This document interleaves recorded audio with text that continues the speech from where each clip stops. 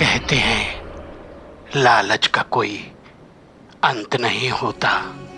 इंसान अपने एक पाप को छुपाने के लिए दूसरा पाप करता है, फिर दूसरे पाप को छुपाने के लिए तीसरा पाप करता है। इसी प्रकार उसकी लालच निरंतर बढ़ती जाती है। जैसे कि ठाकुर विशंभर की वह पूर्णमासी की रात को घने जंगलों में उस विशाल पीपल के पेड़ के ऊपर एक बहुत भारी भरकम लोहे का तवा, जिसमें नुकीली कीलें लगी हुई थीं और एक लंबी रस्सी बंधी थी, छुपकर एक सर्प के आने का इंतजार कर रहा था। उसे उस मणि वाले सर्प का इंतजार था जो पूर्णमासी की रात को उस वृक्ष के नीचे आकर अपनी मणि रखता है और फिर आसपास विचरण करता है। भैरव सिंह को जिस प्रकार से उस तांत्रिक ने बताया था कि क्या करना है, उसी आधार पर वह आज अपने कार्य को अंजाम देने की कोशिश कर रहा था। उसे धन की कोई कमी न थी, पर लालच उसका निरंतर बढ़ता ही जा रहा था।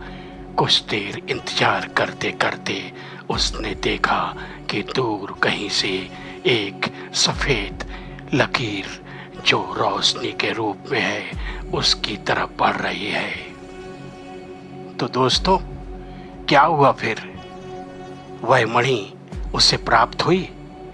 कहानी में बढ़ने से पहले आपसे इतना ही कहूँगा, अगर आपने हॉरर ब्लैकआउट चैनल को लाइक, शेयर या सब्सक्राइब नहीं किया है तो कर ले।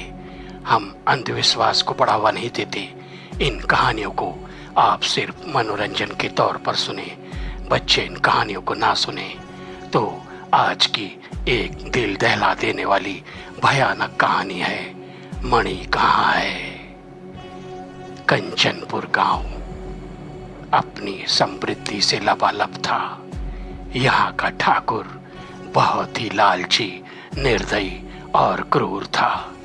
भोली भाली जनता पर, अपने गांव वालों पर तरह तरह के जुल्म ढाता रहता था।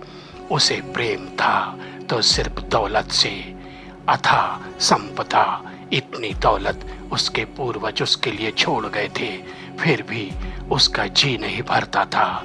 किसी भी तरह से लगान लगाकर गरीबों और किसानों से वह तरह तरह के कर वसूल करता था। उसने अपनी एक फौज भी इकट्ठी कर ली थी कि अगर कोई उस पर आक्रमण करे तो वह उन्हें शांत कर सके।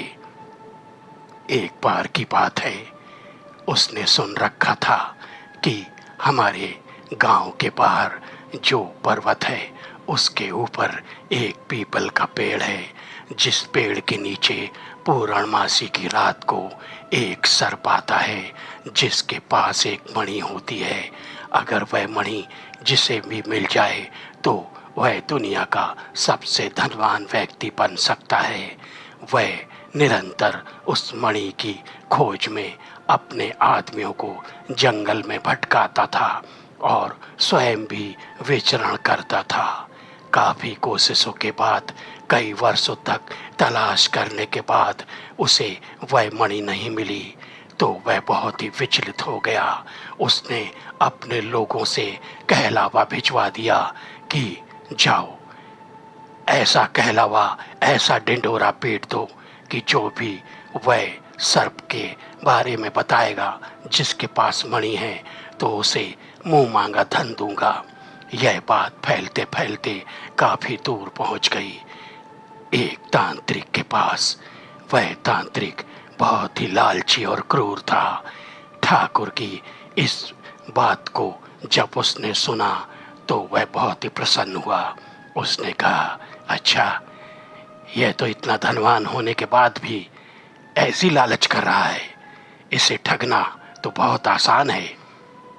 अगर काम बन गया तो वह मणि मुझे ही मिलेगी, इस ठाकुर को नहीं। ऐसा षड्यंत्र करता हूँ कि यह अपने ताकत के बल पर किसी तरह वह मणि को हासिल कर ले। उसके बाद उस मणि को मैं स्वयं हथिया लूंगा और अपनी योजना को अंजाम देने के लिए वह तांत्रिक उसके गांव में गया और ठाकुर से मिला। ठाकुर ने उसे बहुत ही आदर सत्कार किया। फिर पूछा, कहिए आप क्या कहना चाहते हैं? तब तांत्रिक ने कहा, मैंने आपके बारे में सुना है और आपकी जो इच्छा है उस मणि को पाने की मैं पूरी कर सकता हूँ, लेकिन उसमें एक बहुत बड़ा खतरा है। तब ठाकुर ने कहा, आप चिंता न करें, मेरे पास फौज है, फौज। किसी की इतनी हिम्मत नहीं जो मुझ पर आक्रमण कर सके। मैं चाहूं तो सारे जंगल में आग लगवा दूं। आप सिर्फ मुझे उस मणि के बारे में बताइए, बाकी का काम मैं करूंगा। और जैसा कि मैंने कहा, आपको मैं मुंह मांगा इनाम दूंगा। तब तांत्रिक ने कहा, लाइए कुछ पेशगी तो दीजिए ताकि मैं अपने अनुष्ठान की तैयारी कर सकूं। तुरंत ही ठाकुर ने उस तांत्रिक को सिक्कों से भरी हुई एक थैली दी और कहा, लेकिन एक बात ध्यान रखना, मुझसे धोखा करने की कोशिश मत करना। तब तांत्रिक ने कहा, महोदय, अगर धोखा करना होता ना तो अपने निर्जन वन को छोड़कर, अपनी तपस्या को छोड़कर तुम्हारे पास नहीं आता। यह जो मैं धन ले रहा हूं ना, यह तुम्हारे ही अनुष्ठान के काम के लिए है। तब ठाकुर ने कहा, ठीक है ठीक है, तो मैं आपसे मिलने के लिए कब आऊं? आप कल रात को मेरे पास आइए, सारी योजना मैं आपको समझा दूंगा। दूसरे दिन रात के समय ठाकुर अपने आदमियों के साथ उस तांत्रिक के बताए हुए पते पर पहुंचा। तब तांत्रिक ने कहा, आइए, मैंने सब कुछ पता कर लिया है। कल पूर्णमासी है। उस पीपल के पेड़ के नीचे, जो उस जंगल में सबसे विशाल और पुराना पीपल का पेड़ है, उसके नीचे वह कल अर्धरात्रि को आएगा। अब आप सोच लीजिए कि वह मणि आपको कैसे हासिल करनी है। वह सर्प अपनी मणि को मुंह से निकालकर वहां रख देता है और आसपास विचरण करता है। इतना सब मैंने आपको बता दिया, अब बाकी का काम आप करिए। ठाकुर ने कहा, बहुत बहुत धन्यवाद, आपने मुझे इतना पता बता दिया। अब मैं अपना काम करूंगा। मेरा काम होते ही आपको मुंह मांगा इनाम दूंगा। और वह बहुत ही प्रसन्न होकर लौट पड़ा और तरह तरह की योजनाएं बनाने लगा कि कैसे उस मणि को हासिल करूं। फिर उसके दिमाग में आया कि सर्प तो इतना ताकतवर नहीं होता है, अगर उसकी मणि को किसी वजनदार चीज से ढाक दिया जाए तो वह विचलित हो जाएगा।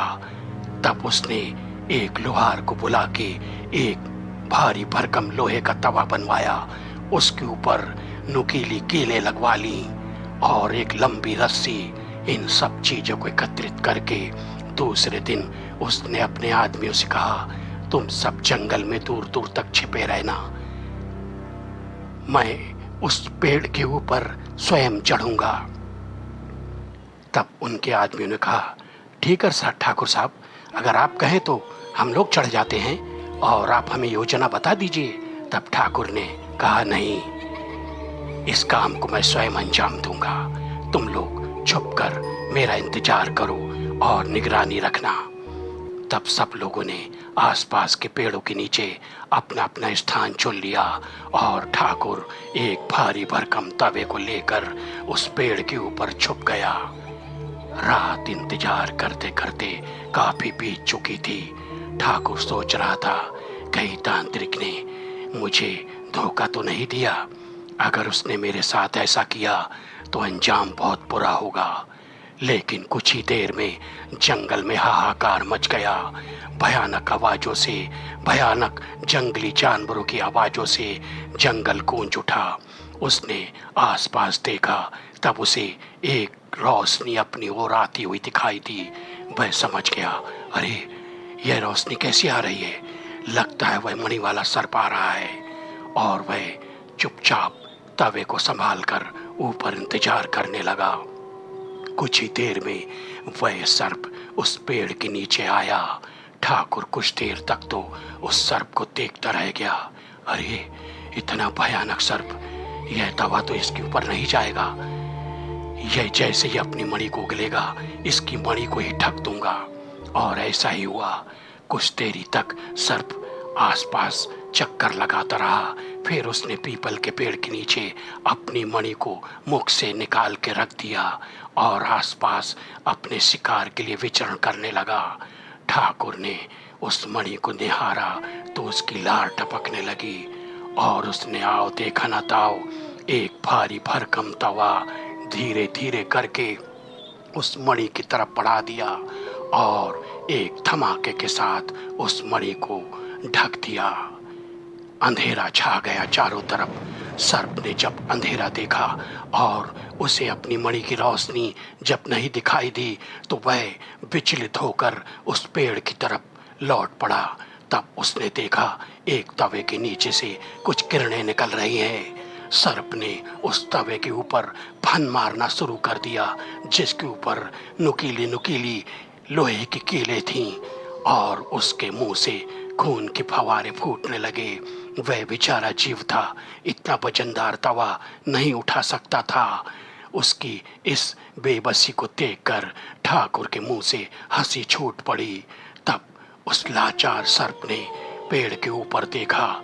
जब ठाकुर को उसने देखा तो एक जोरदार विष की फुंकार मारी तो पूरा पेड़ धू धू करके चलने लगा और इसी के साथ पूरा माहौल शांत हो गया।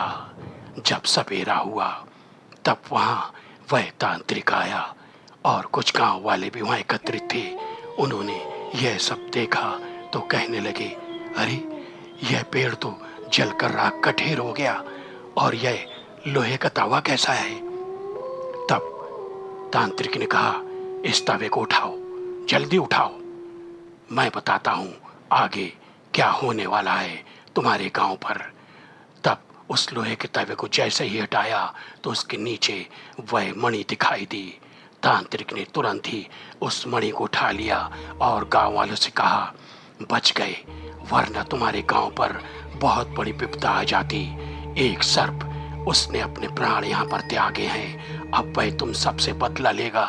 इससे पहले इस मणि को मैं कहीं दफना देता हूँ ताकि तुम लोग बच जाओ।